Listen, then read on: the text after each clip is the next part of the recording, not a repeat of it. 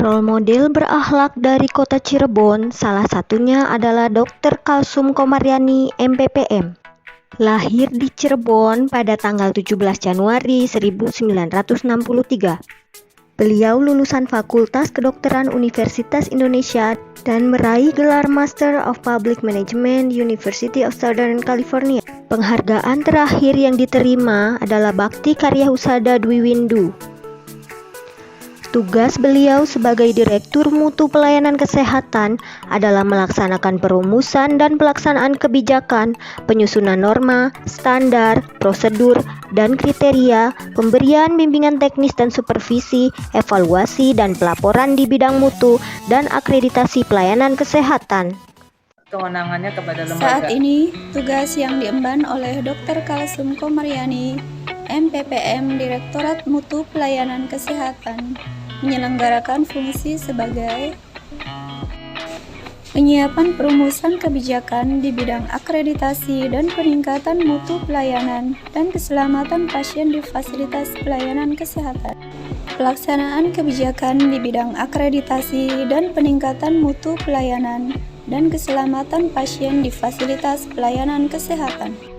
Penyiapan penyusunan norma, standar, prosedur, dan kriteria di bidang akreditasi dan peningkatan mutu pelayanan dan keselamatan pasien di fasilitas pelayanan kesehatan.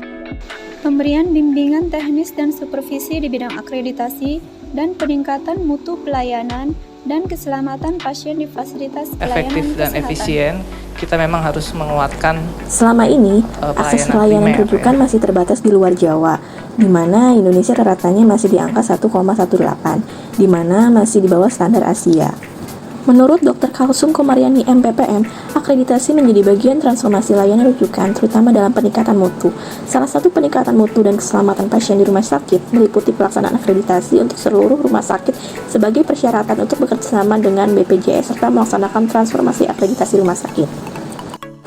Sebagai bentuk respon atas kondisi tengah pandemi COVID-19 dan tuntutan untuk terus memberikan pelayanan kesehatan yang prima, dibentuk peraturan baru mengenai penyelenggaraan akreditasi rumah sakit pada masa pandemi COVID-19, yaitu SMNKes nomor 455 tahun 2020 dan diperbaharui dengan SMNKes nomor 133 tahun 2022. Pada 18 Februari 2022, pelaksanaan akreditasi dilaksanakan melalui mekanisme daring dan atau luring menyesuaikan situasi pandemi COVID-19.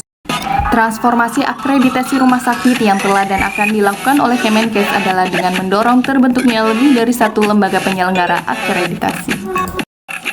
Terdapat 6 lembaga independen dalam negeri sebagai penyelenggara akreditasi rumah sakit, yaitu sebagai berikut. Kemenkes mematok target dalam kurun waktu sampai dengan 2024 seluruh rumah sakit di Indonesia sudah terakreditasi 100%. Dari sosok Ibu Dr. Kalsum Komaryani, MPPM, dapat diambil pembelajaran bahwa khususnya sebagai seorang ASN harus mengutamakan pelayanan publik dalam kondisi dan situasi apapun, termasuk di tengah kondisi pandemi COVID-19.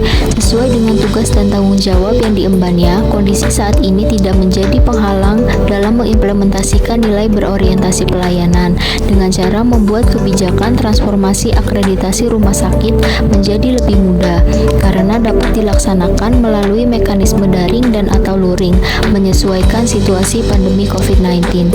Jika pelaksanaan akreditasi untuk seluruh rumah sakit sebagai persyaratan untuk bekerja sama dengan BPJS menjadi lebih mudah dan cepat, maka masyarakat yang membutuhkan juga akan lebih mudah dan cepat memperoleh pelayanan kesehatan menggunakan fasilitas BPJS.